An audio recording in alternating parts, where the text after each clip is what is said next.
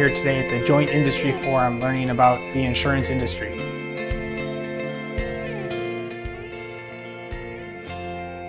I'm Phil Klotzbach. I'm a research scientist in the Department of Atmospheric Science at Colorado State University. I'm also a non-resident scholar for III. The primary focus that I work on is how climate change may impact hurricanes.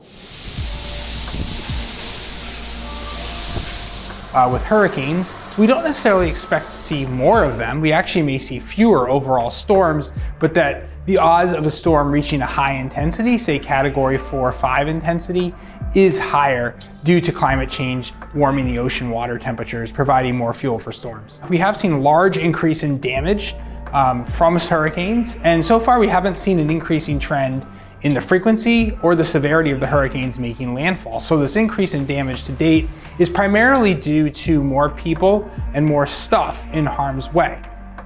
So when it comes to insurance, really what we should be focusing on is basically trying to mitigate the damage from these storms.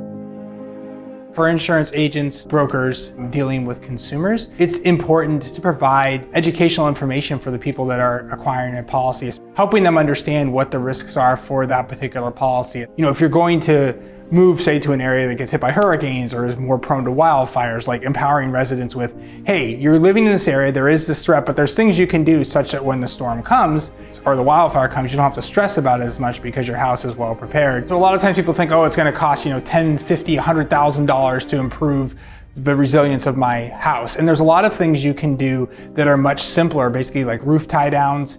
Those aren't necessarily that expensive.